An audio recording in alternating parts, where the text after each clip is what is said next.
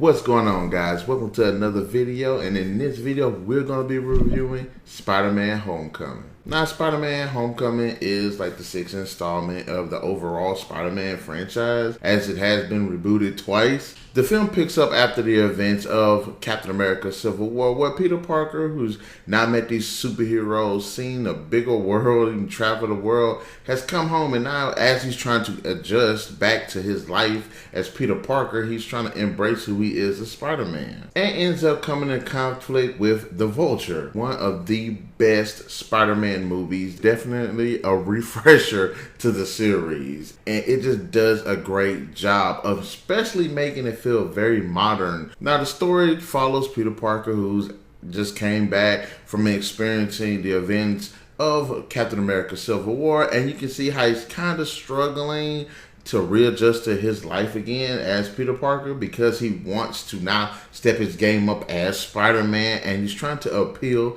to Tony Stark, you know, who's kind of a mentor to him in this movie. So you can see that he's just trying to up his game up, trying to appeal, trying to get that confirmation from Tony Stark, and that's pretty much the bulk of the movie. I have to give it to Tom Holland. He was just a great and fantastic Spider-Man. He was young, energetic, he made mistakes, he was a hothead in certain instances, he was unsure in other instances. You can definitely feel the coming of age theme of the movie with his character, especially since not only is he trying to get through daily life at school, with friends, family, and then he has to deal with the issue of being Spider-Man now, where the world is trying, he wants the world to take him seriously, he wants Tony Stark to take him seriously, he wants to be able to fight bad guys like the almighty Avengers, and he's trying his best to show Tony Stark that he can be that Avenger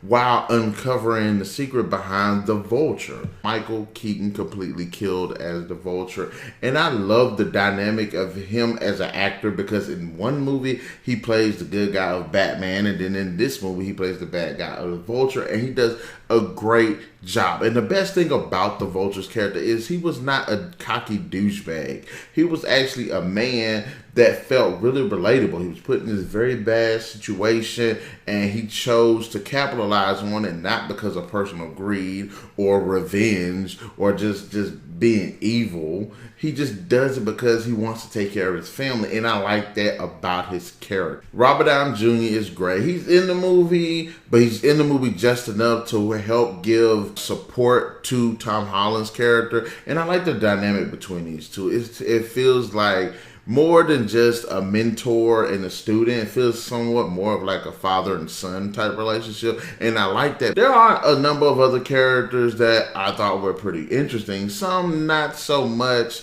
This girl Liz, who's like the love interest, I thought she was okay, but didn't really stand out. Now, as far as her storyline, I thought was really interesting, a really good twist. Ned was okay. Sometimes he felt a bit too much as a ditzy friend. I did like the Michelle character. I thought she was funny. I thought she was witty. And she just had some of the most comical moments. I did love her Aunt May, and I really appreciated about her characters. The movie just looks absolutely just beautiful. Not only are just the wide shots just done really well, the action sequences are pretty intense, suspenseful. The Spider-Man outfit, I thought it looked great, especially with the mechanizations and the advanced technology that was in it, like the different modes with the web shooters. I thought that was fantastic, and I was really interested to see how Tony Stark can implement so much technology into the Spider-Man suit and where they could go in the future with that. Even with the Vulture outfit design, it looked really cool, and I love the fact that there were so many different modes to it that made it just like maneuverable, very plausible. And as much as I like the Falcon's design, I have to say Vultures look 10 times better. The score was really good. I'm one for the music when it comes to these Marvel movies. They're just absolutely good, like a very heroic one. And I think that these movies do a great job of capturing it. And I think this movie did a really good job capturing it too. Even going so far as to throwing back to some of the original Spider-Man, which I thought was really good too. And when it comes to the direction, great direction.